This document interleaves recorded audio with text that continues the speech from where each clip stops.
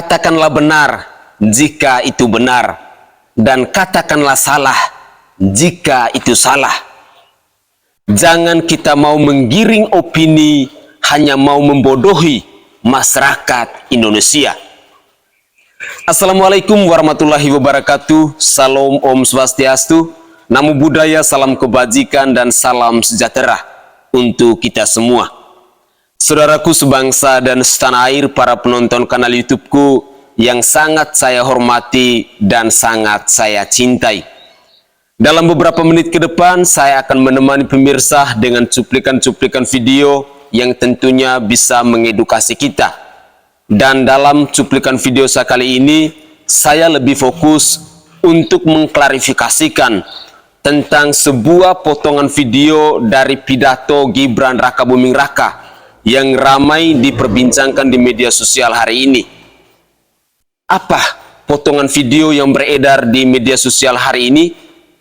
Dan tentang apa yang disampaikan oleh Gibran Rakabuming Raka ini?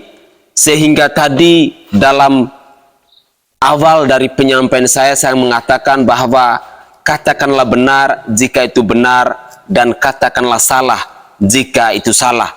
Jangan menggiring opini, hanya mau membodohi masyarakat Indonesia. Untuk lebih jelasnya, kita simak terlebih dahulu cuplikan video berikut ini. Dan sudah dirasakan manfaatnya oleh lebih dari 400 juta anak. Jadi ini bukan program yang mengada-ngada. Sudah dirasakan manfaatnya oleh lebih dari 400 juta. Wow, sekelas wali kota Solo nggak tahu jumlah penduduk Indonesia. Mana sampai penduduk Indonesia 400 juta. Belajar dong sama bapaknya, kan presiden. Tuh, ngaco lagi tuh belimbing sayur. Penduduk kita kan cuma 270. Nah, bocah bisa 400 juta bagaimana? Anak siapa tuh? Wah, jangan-jangan nih bapak-bapak pada ini yang punya istri 2 kagak ngomong-ngomong nih. Anaknya pada seliweran di mana-mana. Gila dah. Aduh, sebocah. Mendingan nggak usah kampanye deh, diam aja di rumah. Salah mulu. Udah berapa kali salah. Kemarin asam sulfat, sekarang 400 anak. Besok apa lagi nih? Ngaco. Guys, kembali barusan saya melihat dengan seksama video narasinya Gibran di acara internal Koalisi Indonesia Maju. Ada yang lucu lagi. Lagi-lagi ia keselio lidah, yang kemudian memberikan justifikasi terhadap persepsi publik bahwa ia ini dangkal pikirnya. Ia mengatakan bahwa program susu gratis itu sudah dimanfaatkan 400 juta anak Indonesia. Kan blunder lagi gitu loh. Ia selama ini berdebat tidak pernah mau hadir, diundang oleh organisasi masyarakat yang terbesar nomor 2 di Indonesia tidak hadir, diundang oleh TV nasional tidak hadir. Sekalinya mengeluarkan statement, blunder lagi. Itu pun dibantu oleh teleprompter lagi. Itu pun masih salah. Sudah dibantu teleprompter itu masih salah. Dia mengatakan bahwa programnya berkaitan dengan susu gratis itu sudah dimanfaatkan 400 juta anak Indonesia. Kan tidak logis gitu. Dari mana datanya itu? Seluruh masyarakat Indonesia itu jumlahnya 270 juta jiwa. Kurang lebih segitulah. Kok dia menyampaikan anak 400 juta? Di mana datanya itu, dapat dari mana?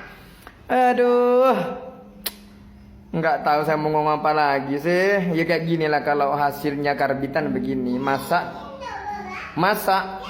kalau masak karbitan ya hasilnya tidak matang secara sempurna. Ya di sisi yang lain matang semisal, tapi di sisi lain busuk.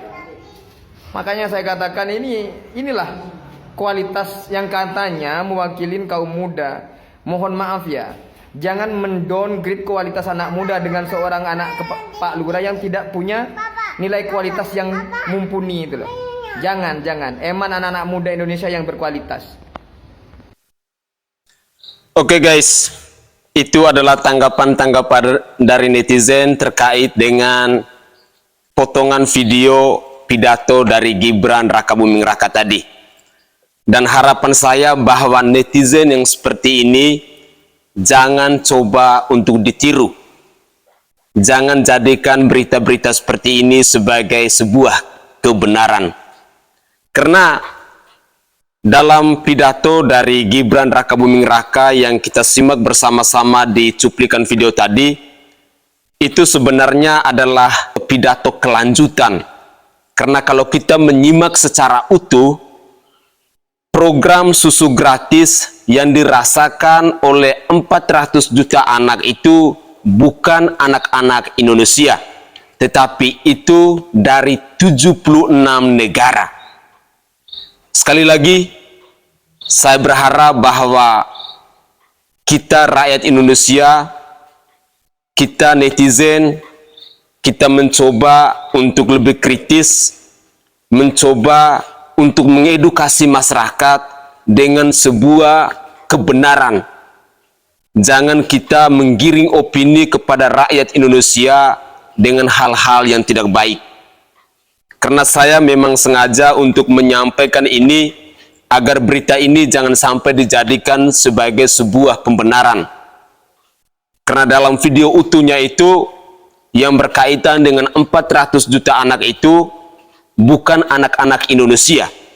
Dan juga dalam cuplikan video tadi kita sudah mendengarkan bersama-sama bahwa program susu gratis itu sudah dirasakan dari 400 juta anak.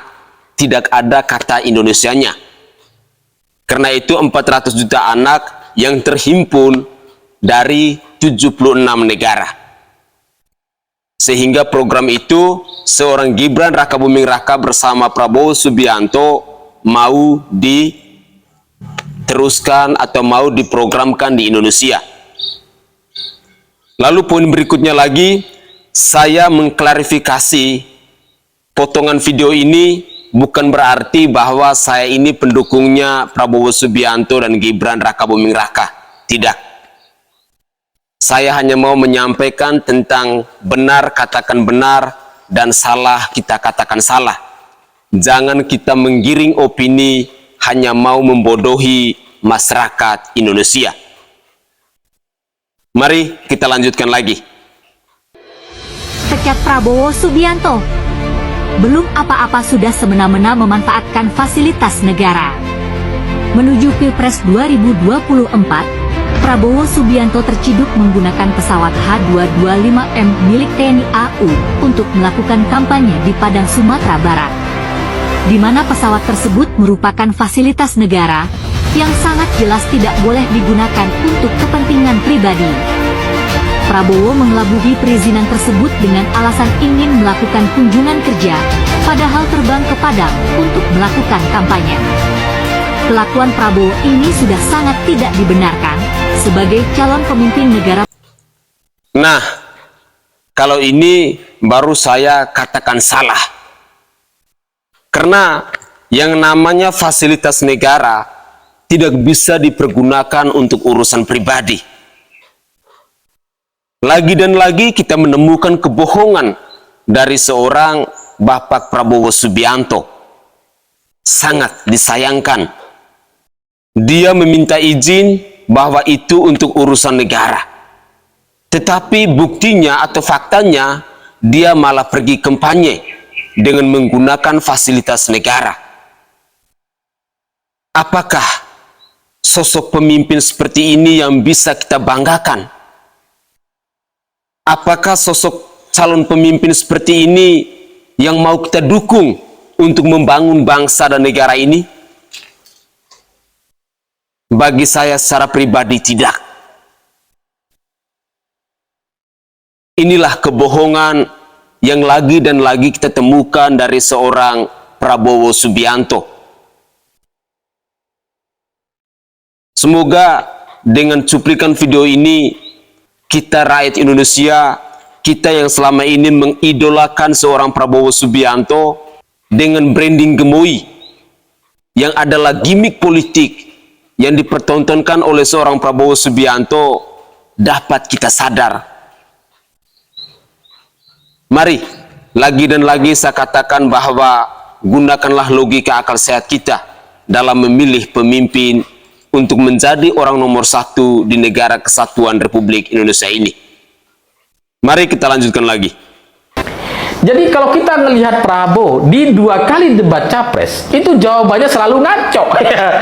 Sekarang didampingi sama Gibran yang secara referensi nggak banyak, baru 2 tahun jadi wali kota, apa yang bisa diharapkan? Tidak akan pernah sebanding dengan Ganjar misalkan yang 2 periode jadi anggota DPR, 2 periode jadi gubernur Jawa Tengah. Tidak akan sebanding dengan Mahfud MD yang pernah jadi ketua MK, menteri, dan bahkan anggota DPR. Tidak akan sebanding gitu. Jadi materi debat nanti dari pertanyaan-pertanyaan antar paslon itu, ini jawaban antara Prabowo dan Gibran kayaknya akan ngaco-ngaco. Dan ini nampaknya yang membuat pasangan Anies Caimin atau Surya Paloh begitu ngotot dan masih penasaran untuk maju di Pilpres sekalipun suaranya selalu paling rendah. Ini kayaknya yang membuat mereka tuh yakin ada momentum nih. Ada debat capres-cawapres gitu. Nah, nanti ceritanya mungkin cerita Prabowo akan sama seperti AHY yang suaranya akan semakin tergerus dan banyak orang yang kecewa karena dari sisi gimmick-gimmicknya ini agak-agak mirip. Dulu AHY itu ada gimmick namanya tiktakul yang pose gimana posenya? Gini? Wah, gini gitu ya. Ada pose gini ya gitu ya. Nah, sekarang Prabowo dengan gemoy-gemoy. Memang mungkin banyak orang suka, mungkin banyak orang jadi membicarakan. Tapi ketika debat, ini akan jadi sangat-sangat mengecewakan. Kalau saya ibaratkan, ini ibarat seperti orang beli atau belanja online. Ketika ngelihat di HP gitu ya, kayaknya bagus ya ini. Sekarang ini gimi-gimi gitu ya, dibuat kartun-kartun gitu kan, dibuat joget-joget gemoy. Tapi nanti di debat capres-cawapres ini, itu adalah sesi buka paket. Buka paket.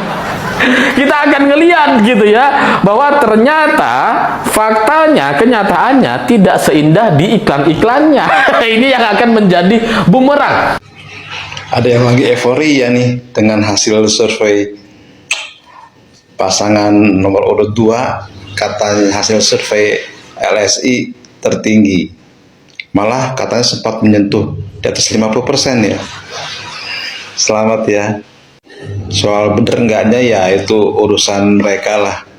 Karena setahu saya yang punya lembaga survei LSI pernah diajak ketemu, diundang sama Jokowi 4 mata.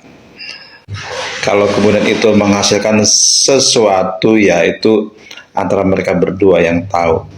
Tapi oke lah, katakan survei LSI itu benar, Prabowo Gibran dapat porsi 50,sekian%. Wah, 1 putaran dong. Nah itu cuma ngasih tahu aja, itu jangan keburu euforia. Malah saya dengar ada yang udah mau bikin syukuran. Jangan euforia. Ingat ya, ada satu peristiwa waktu Pilpres ketika Donald Trump melawan Hillary Clinton. Saat itu Pilpres semua mengunggulkan kemenangan Hillary Clinton, menang. Tapi kenyataannya Hillary Clinton kalah dan Donald Trump pemenangnya.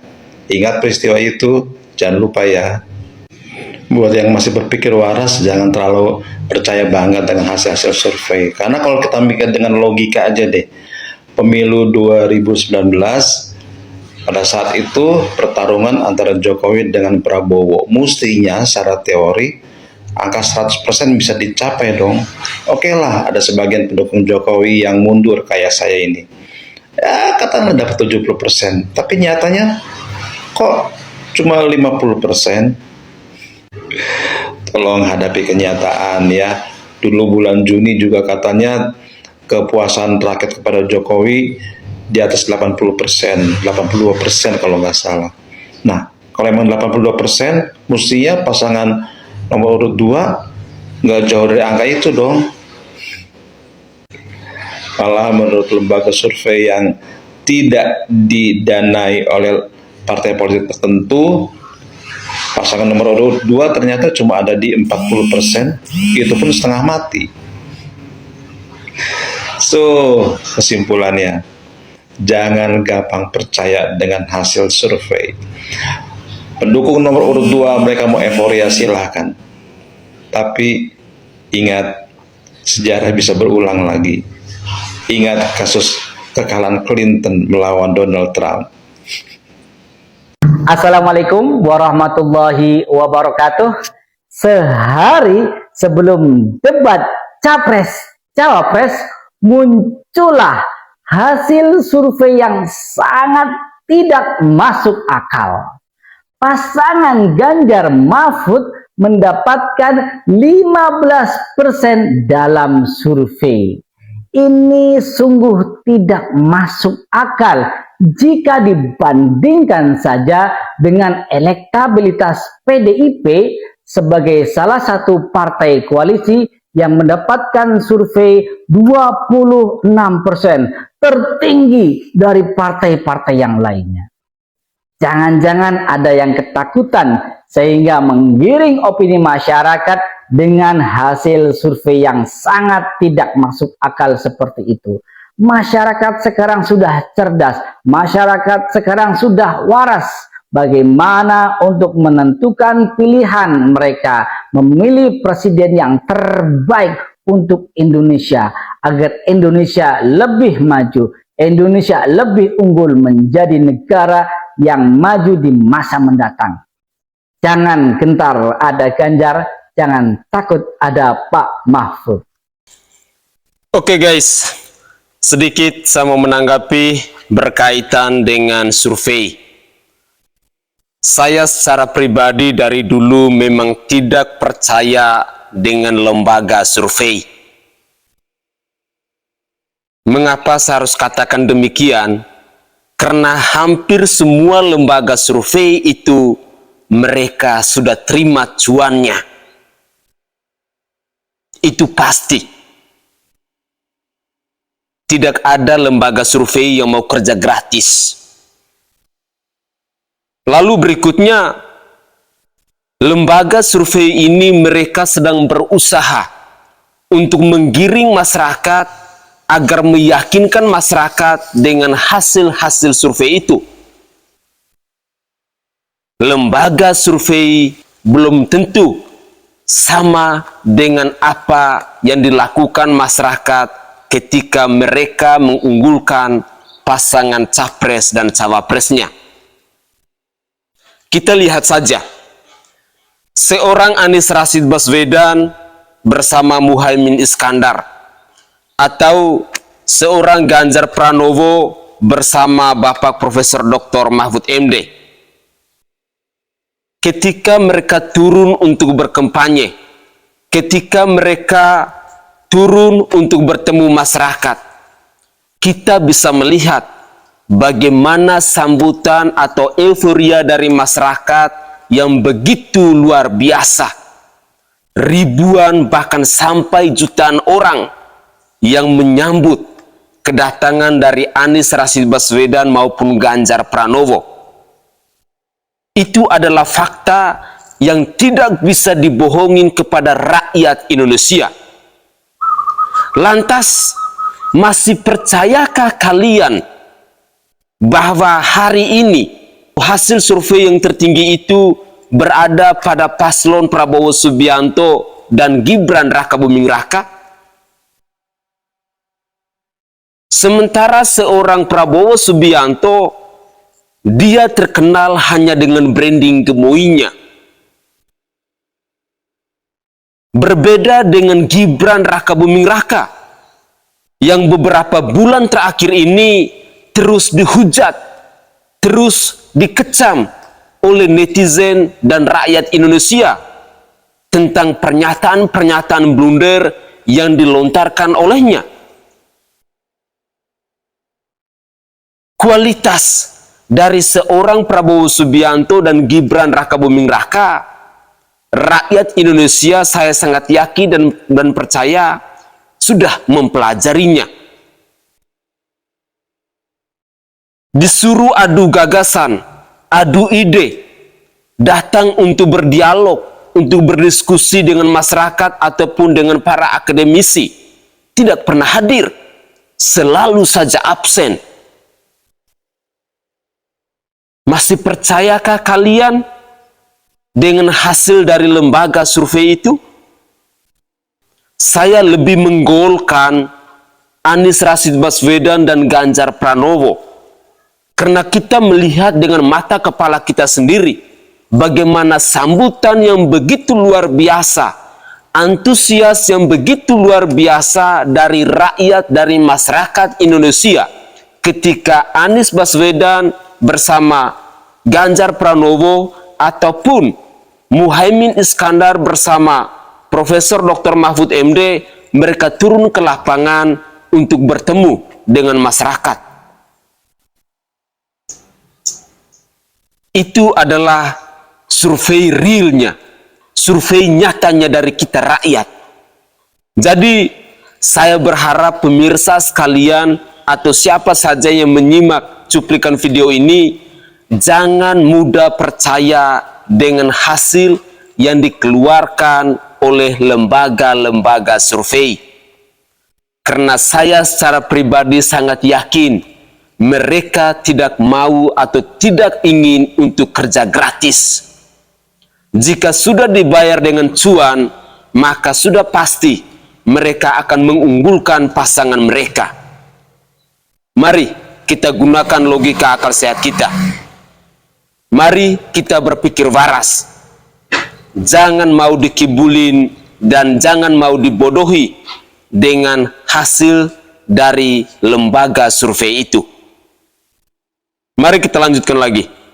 Lu dari isu yang beredar ini sekarang tuh ada kekhawatiran sendiri atau enggak Ji? Soal Gibran jadi cawapres? Gue sangat khawatir sama Pak Jokowi sebenarnya. Kenapa? Nggak beres menurut gue. Menurut lu tuh ya? Iya, Pak Jokowi, makin kesini gue sih pertama-tama ya. Iya. Gue mempertanyakan Pak Jokowi sebagai seorang ayah sih. Oke. Macam apa yang dia adalah Presiden Republik Indonesia. Abis itu dia ngeliat anaknya Kaisang masuk ke sebuah partai, tiba-tiba jadi ketua umum. Dalam baru 2 hari masuk PSI, tiba-tiba jadi ketua umum. Temen lu ya, maaf. Enggak, iya. Karena Kamal di mana-mana orang nggak ada masuk kantor 2 hari dari nggak pernah kerja sama sekali. Dia bukan CEO dari perusahaan lain terus masuk jadi CEO di perusahaan ini, enggak. Dia nggak pernah kerja, ibarat kata. Masuk politik pertama kali 2 hari langsung jadi CEO gitu, atau dalam hal ini jadi ketua umum partai. Katanya demokrasi gitu. Di mana meritnya gitu, di mana kemampuannya, di mana track recordnya kalau misalkan alasan Kaisang menjadi seorang ketua umum partai adalah hanya karena bapaknya gitu. Dan anehnya lagi, satu partai oke semua. Emang kosong sih partainya, tapi maksud gue partai macam apa? Kan loh, partai politik adalah bagian dari praktek berdemokrasi. Lu butuh partai untuk melahirkan kader-kader untuk menjadi orang-orang yang kemudian ngisi di DPR, DPRD dan segala macamnya. Lu butuh itu karena kita percaya dari rakyat oleh rakyat untuk rakyat. Ini masalah keterwakilan, masalah kita butuh orang yang kompetensi mewakili kita untuk duduk di DPR. Kan kompeten yang kita omongin. Kan semuanya ada jenjangnya. Kalau misalkan cuma karena dia anak presiden, partai macam apa itu? Sekarang pertanyaannya, gue presiden, ini gue Jokowi nih, gue ini presiden Republik Indonesia, gue ngeliat anak gue kayak gitu, masa nggak gue tegur? Kalau bukan karena gue tahu ini diuntungkan untuk gue, nanti Bobby ini berantem sama PDIP, Bobby pindah juga nih. Jokowi ini berantem sama PDIP, Jokowi pindah juga. Ini mah namanya bikin geng baru, gak mau jadi geng Megawati, jadi geng Jokowi, nambah kerajaan dong.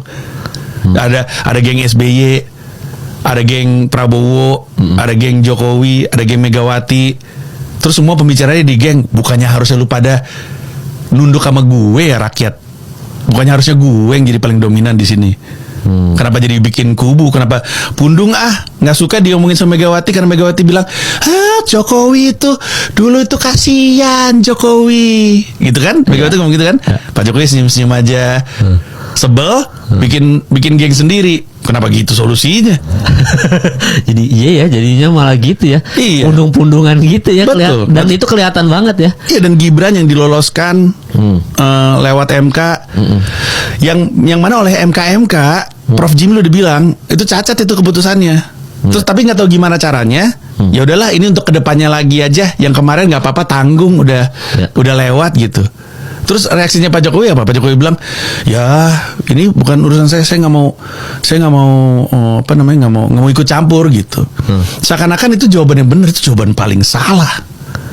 Justru kekuasaan kan dipisahkan, ada pemisahan kekuasaan biar nggak semuanya tuh ngumpul dalam satu orang dan terlalu kuat gitu. Ada legislatif, eksekutif, judikatif, itu dipisah tuh biar nggak satu. Si raja, kalau dulu kan raja kan, gue yang nentuin, gue yang bikin aturan, gue yang jalanin, gue yang jadi hakimnya juga, semuanya gue. Bahaya kan? Dipisah dong. Dipisah itu supaya nggak bahaya. Dipisah tuh justru supaya gue bisa debat lu. Sekarang kalau misalkan tiga-tiganya dipisah tapi semuanya satu sepakatan, bedanya apa sama raja kan gitu kan? Ya sama satu ini ya, kerajaan. Iya, dan akhirnya Pak Jokowi tuh ngomong kayak gitu seakan-akan kita nggak ngerti gitu. Dan mungkin ada yang nggak ngerti, tapi kan banyak yang ngerti. Iya benar. Pak Jokowi ini ngapain ngomong kayak gitu? Gue sangat kecewa sih sebenarnya sama Pak Jokowi. Berarti kalau misalkan Prabowo menang nih, Pak Prabowo menang, ada ketakutan kayak orang-orang bilang, wah nih yang Ibu Mega bilang, oh ini Orde Baru mau balik lagi dong, Orde Baru. Ada ketakutan demokrasi hilang dong berarti. Sebenarnya nyebelin. Semuanya nyebelin. Gue gak pengen Anies menang. Gue gak pengen Prabowo menang karena Jokowinya meresahkan.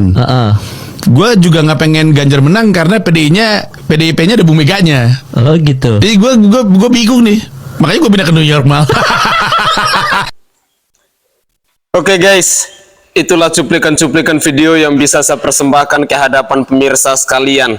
Semoga saja cuplikan-cuplikan video dan mungkin cuplikan video yang terakhir disampaikan oleh Panji ini bisa mengetuk pintu hati kita dan bisa mengedukasi kita, menambah wawasan kita dalam kehidupan berpolitik di bangsa dan negara ini. Tak bosan-bosan saya mengajak kepada pemirsa sekalian, mari kita gunakan logika akal sehat kita. Gunakanlah pikiran yang waras dalam menanggapi berbagai macam isu. Dan juga saya mau pertegaskan lagi bahwa pidato yang disampaikan oleh Gibran Rakabuming Raka di awal cuplikan video saya tadi itu adalah hasil dari potongan video.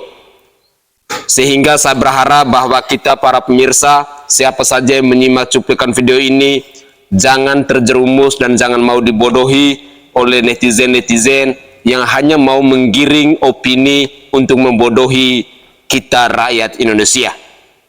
Mari sukseskan pemilu di tahun 2024, dan saya berharap bahwa orang-orang yang kita pilih, orang-orang yang akan kita coblos di tanggal 14 Februari 2024 itu adalah orang-orang yang berkualitas, yang rekam jejaknya jelas, pribadi-pribadi yang berintegritas, pribadi-pribadi yang punya kapabilitas untuk memimpin bangsa dan negara ini. Begitulah kira-kira. Saya Sainai dari Provinsi Nusa Tenggara Timur, saatnya kita yang rakyat jelata harus berani untuk bersuara. Salam hormat, salam NKRI, dan salam Pancasila untuk kita semua. Tetaplah semangat dan jangan lupa untuk selalu berpikir waras.